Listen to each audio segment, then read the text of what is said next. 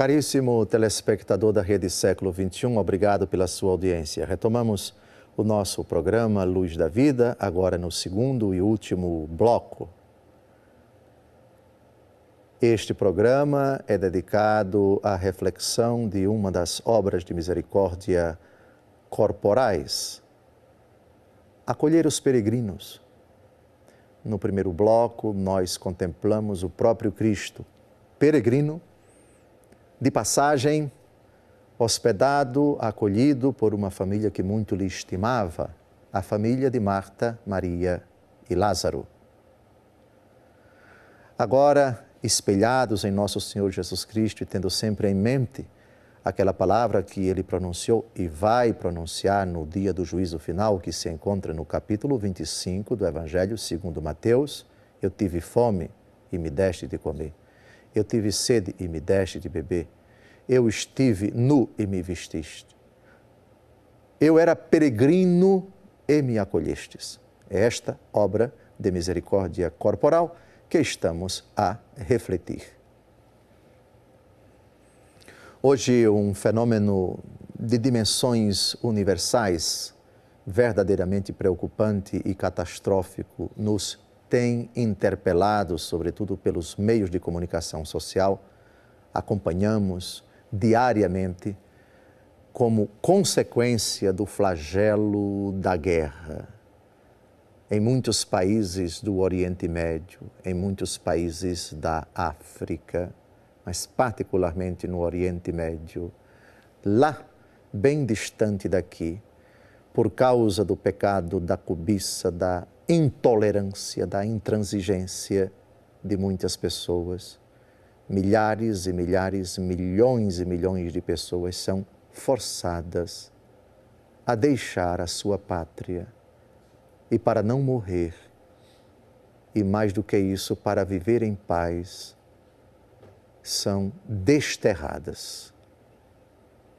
Fogem de sua terra, de sua cultura, de suas tradições, de suas raízes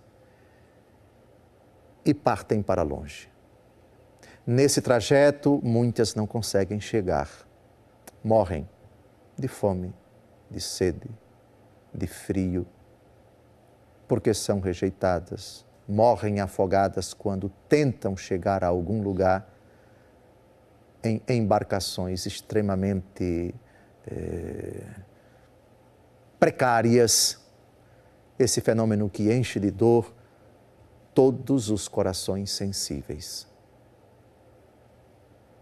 Muitas delas não conseguem entrar em determinados países. Outras ficam alojadas em condições subhumanas, à mercê das autoridades constituídas daquele país, ou das autoridades internacionais, ou de órgãos internacionais. E a solução nem sempre é adequada, é imediata. Pelo contrário, em certas ocasiões, há um completo descaso, falta de interesse, rejeição, endurecimento do coração, falta de solidariedade. Outras que conseguem entrar nos países ditos ocidentais são verdadeiramente acolhidas por instituições sensíveis a estas pessoas. Corações que se sentem tocados pela dor, pela amargura, pela aflição dos prófugos, dos desterrados, dos estrangeiros que estão naquele país. Fazem o que estão ao seu alcance, dão tudo de si para aliviar a dor destes nossos irmãos tão sofridos. É verdade que o fenômeno dos que fogem de sua pátria é um fenômeno que tem muitas matizes, que tem muitas vertentes, que tem muitas causas, que tem muitas implicações. Sim, em poucos minutos eu não pretendo de forma alguma esgotar essa questão tão delicada que envolve desde interesses financeiros, militares, presença estratégica de superpotências naquela região ou completo descaso delas, a radicalidade, a intransigência religiosa de determinados grupos de pessoas. Questões que envolvem não apenas aspectos religiosos, mas também políticos, econômicos, graves distorções sociais, guerras civis, enfim. Mas uma coisa básica em tudo isso há de ser considerada. O Ocidente cristão precisa fazer dito cristão, precisa fazer alguma coisa para conter esta sangria. Não compete a mim dizer o que deve ser feito, mas genericamente, todas as iniciativas legítimas que visem a paz.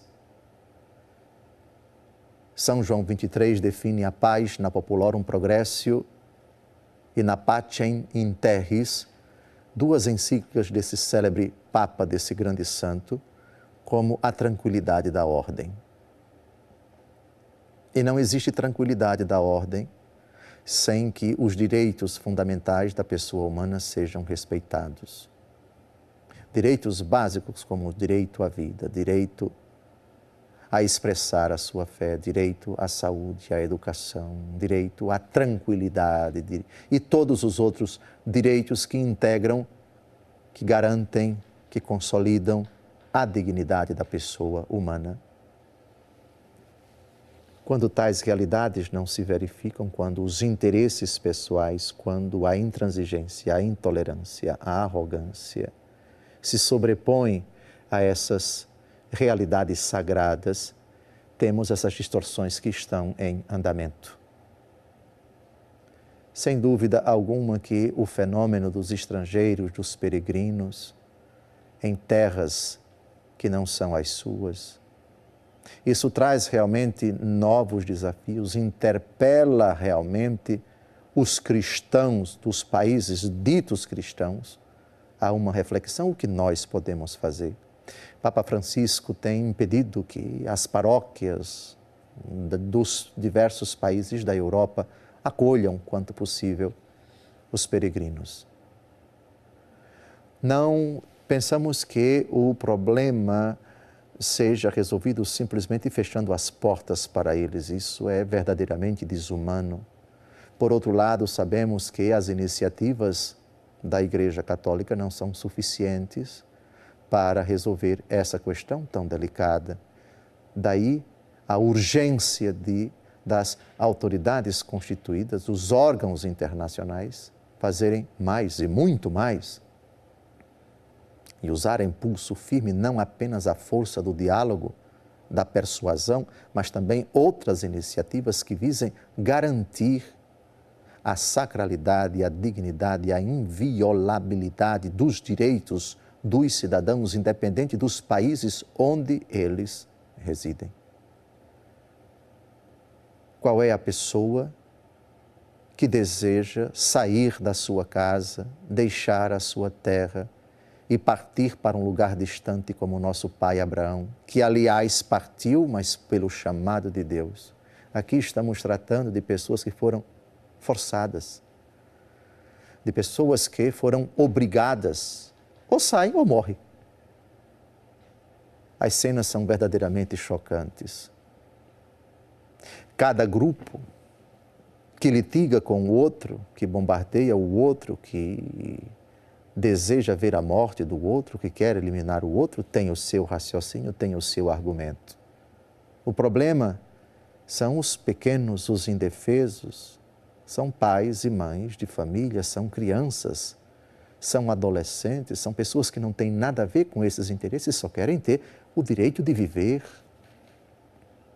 Querem paz, querem dormir e acordar sem o sobressalto de bombardeios, de tiros, de tanques de guerra a destruir o seu patrimônio, a esmagar seres humanos, a varrer da face da terra seres humanos indefesos. Sim, sem dúvida alguma, é uma questão muito complexa. Um dos fenômenos mais gritantes dos tempos atuais. Minha palavra no final desse programa é de confiança na providência divina, malgrado a maldade dos homens, o ódio que alimenta muitos corações e que tem deflagrado conflitos que ainda estão em andamento. Por outro lado, a bondade de Deus, a providência de Deus por meio de tantas iniciativas, de pessoas que em campos de refugiados, nos seus países, também em países que têm acolhido estes nossos irmãos, uma prova de que eu era peregrino e me acolhestes. Isso não é uma quimera, isso não é uma utopia. Uma atitude corajosa de instituições e de pessoas, de grupos de pessoas, iniciativa que merece o nosso aplauso, o nosso incentivo.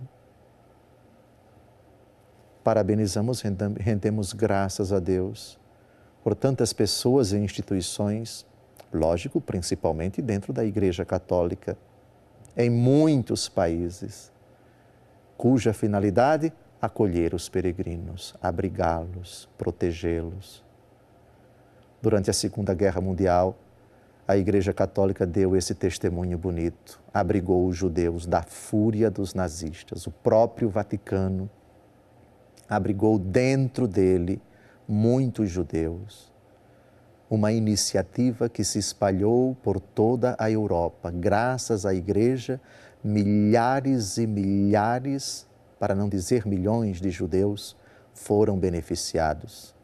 Sim, essa parte da história precisa ser registrada. Muitos criticam a Igreja Católica que teria sido omissa durante a Segunda Guerra Mundial e não teria feito o suficiente para salvar judeus. Ela salvou muitas vidas.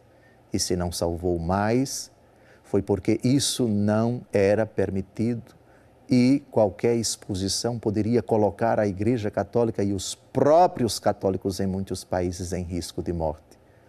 Defendo radicalmente a Santa Igreja nesse período tão doloroso da sua história e da história da humanidade. Foi uma das instituições que mais salvaram os judeus e outras vítimas da guerra. A Igreja sempre, sobretudo de 1939 a 1945, foi uma das mais belas, mais sólidas e mais dignas instituições da história da humanidade que cumpriram essa ordem de Jesus. Eu era peregrino e me acolhestes. Parabéns à Santa Igreja, porque enquanto instituição nas suas paróquias e dioceses do mundo inteiro, sempre, malgrado suas limitações, cumpriu essa ordem de Jesus.